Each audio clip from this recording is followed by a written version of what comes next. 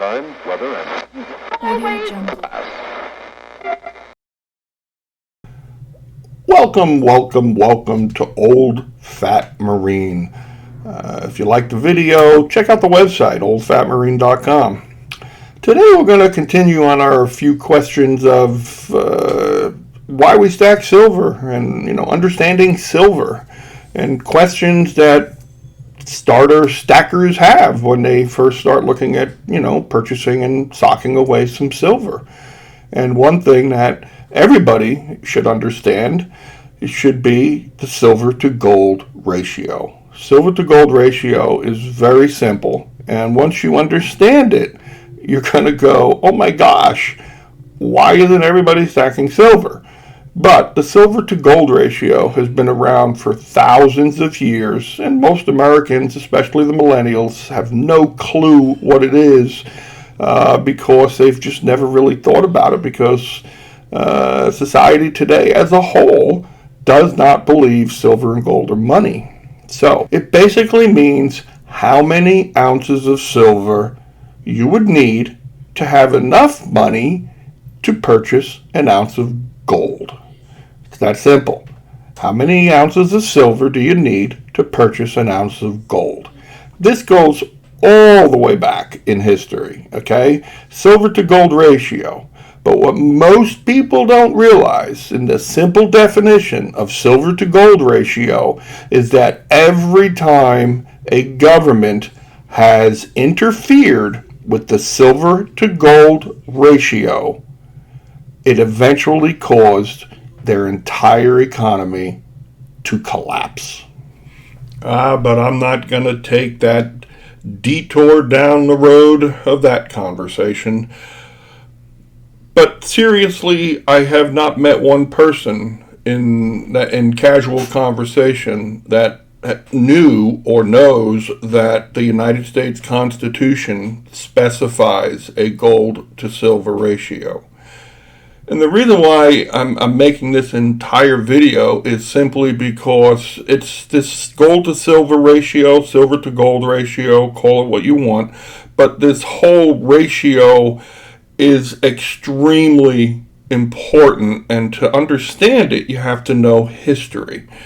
And most people don't know that the United States Constitution has this standard of silver value to the gold value. And the early Americans knew from their personal history how dangerous it was for a government to print currency. And that's why it was written into the federal government, the law, which is still the law of the land. But the early Americans knew from a personal history how dangerous it was to do this, so they only gave the federal government the authority to coin money. The interesting thing to note here, the big distinction, is that the Coinage Act of 1792 gave the federal government the authority to coin money and not print currency. So let's get into some specifics here, because now we know that the founding fathers knew the value of silver and gold being used as money. The original rate, as specified in the Constitution, is 15 ounces of silver are equivalent to the value of 1 ounce of gold. So the original gold ratio in the United States of America was 15 to 1.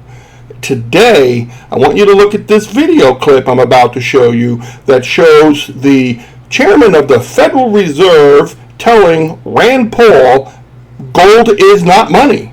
And we wonder why we as a people of the world, the United States is not alone on this, why the people of the world believe gold and silver are not money. Check this clip out. Attention to the price of gold, but I think it reflects a lot of things. It reflects global uncertainties. I think the reason people hold gold is as a protection against what we call tail risk, really, really bad outcomes. And to the extent that the last few years have made people more worried about the potential of a major crisis than they have gold as a protection. Do you think gold is money? No. Do you think gold is money? No. No. No. Do you think gold is money? No. It's not money. It's Even a if it had precious been money metal. for 6,000 years.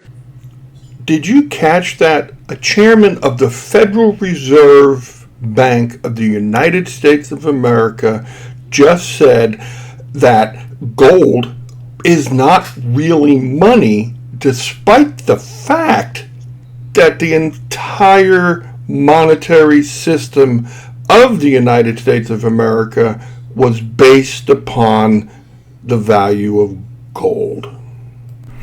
And because of the way the Federal Reserve has perpetuated the story that gold and silver are not money, the American people have really lost sight of the fact that gold is money and has been around longer than the US dollar. In fact, silver has been around probably about 6,000 years or more. And our fiat currency in its current form has only been around a little bit over 100 years. That's the blink of an eye in the life of silver and gold. And the silver and gold ratio, which should be about 15 to 1, is now 80 to 1.